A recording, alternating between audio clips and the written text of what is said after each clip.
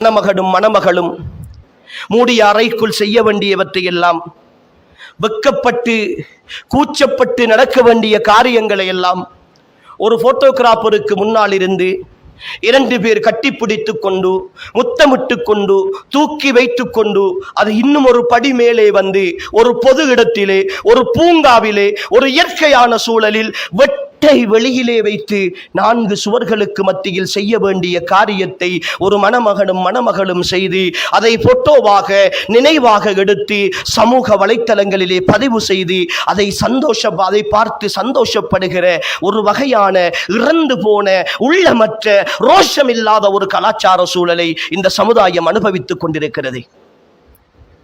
அதுவரைக்கும் பிள்ளையை பாடசாலைக்கு அழைத்து போனதும், யூனிவர்சிட்டிக்கு கூட்டி போனதும், வேறு கல்வி நிலையங்களுக்கு அழைத்து போனதும் தந்தை. வேறு ஒரு ஆட்டாக்காரனோடு கூட அவர் அனுப்பியது கிடையாது. பிள்ளை அந்நிய ஆணோடு பேசியதை அவர் அனுமதித்தது கிடையாது. பக்கத்து வீட்டிலே இருக்கிற உறவுகளிலே இருக்கிற பலருக்கு கூட பிள்ளையினுடைய முகத்தை காட்டாமல் ஒழுக்கமாக ஃபேஸ் கவர் பண்ணி வளர்த்த ஒரு தந்தை அந்த தந்தை. அப்படி ஒழுக்கமாக வளர்த்த தாய் அந்த தாய். ஆனால் கல்யாணம் என்ற பேரில் அலங்காரங்களோடு மறைக்க வேண்டிய உறுப்புகள் எல்லாம் இறுக்கமாக வெளிப்பட்டிருக்க இந்த உலகத்தில் பலர் பார்த்து ரசிக்கிற அளவுக்கு என்னுடைய பிள்ளை முகநூலிலே வலம் வந்து கொண்டிருக்கிறாள் என்பதை கூட ரோஷமாக யோசிக்க முடியாத பெற்றோர்கள் இந்த திருமணத்தின் பெயரால் அங்கீகரிக்கிறோமே. அன்புக்குரியவர்களே, இதுதான் இந்த மார்க்கத்தினுடைய ஒழுக்கமா? இதுதான் இந்த மார்க்கம் கற்றுத்தந்த சிந்தனையா? இந்த சிந்தனையோடு வாழ வேண்டும் என்றுதான் இத்தனை பிரச்சனைகளை அல்லாஹ்வுடைய தூதரும் சந்தித்தார்களா? இந்த மார்க்கத்தை இப்படி எல்லாம் விலை பேசி விட்டுவிட்டு இந்த உலகத்தின் குறுகிய சந்தோஷங்களுக்காக வாழ்தல் என்பதுதான் இந்த மார்க்கத்தினுடைய அடிப்படையா? அல்லாஹ் பார்த்து கொண்டிருக்கிறானே. இந்த திருமணங்களால் வாழ்க்கையில் வெற்றி கிடைக்கும் என்று நினைக்கிறோம். அன்புக்குரியவர்களே, என்ன நினைத்துக் கொண்டிருக்கிறோம்? என்ன நினைத்துக் கொண்டிருக்கிறோம்? எல்லா ஆச்சாரங்களையும் திருமணத்திற்கு முன்னால் அரங்கேற்றுகிறோம். இன்னும் ஒரு படி மேலே போய் நிறைய திருமணங்கள், மண்டபங்களிலே நடக்கிற திருமணங்கள் இசை கச்சேரிகளாக நடனமாடுகிற, ஆண்களும் பெண்களும் ஒன்றாக சேர்ந்து நடனமாடுகிற, இன்னும் ஒரு படி மேலே பொண்ணும் மாப்பிள்ளையும் சேர்ந்து நடனமாடுகிற, இசைகளை போட்டுக்கொண்டு பாடல்கள் படிக்கிற இந்த ஈமானிய சமுதாயத்தின் கேவலங்களை பார்க்க முடியாமல், சகிக்க முடியாமல் துடித்துக் கொண்டிருக்கிறோம். அன்புக்குரியவர்களே, புரிந்து கொள்ள மாட்டோமா? புரிந்து கொள்ள மாட்டோமா? இந்த உலகத்தில் நான் வாழுகிற இந்த வாழ்க்கைக்கு சொந்தக்காரன் ரப்புல் ஆலமீன் ஆகிய அல்லாஹ். அவன்தான் படைப்பாளன், அவன்தான் எல்லாவற்றையும் தந்தவன், அவன்தான் வாழ்க்கையின் சொந்தக்காரன்.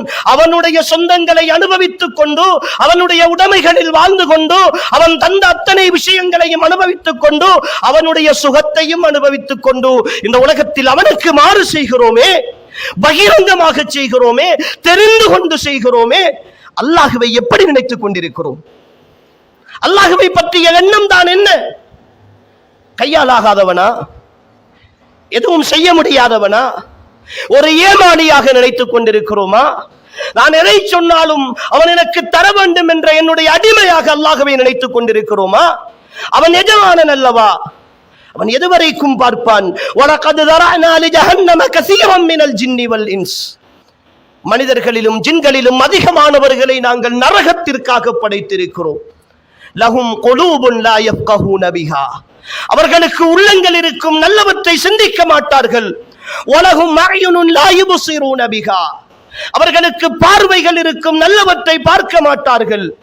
வலஹும் ஆதானுன் லா யஸ்மஊன பிஹா. அவர்களுக்கு செவிகள் இருக்கும், நல்லவற்றை கேட்க மாட்டார்கள். உலாயிக கல் அன்ஆம். அவர்கள் ஆடு மாடு ஒட்டகங்களை மிருகங்களை போன்றவர்கள் என்று சொல்லிவிட்டு அல்லாஹ் சொல்லுகிறான் பல் ஹும் அவல். அவர்கள் அதைவிட மோசமானவர்கள் என்று சொல்கிறார்.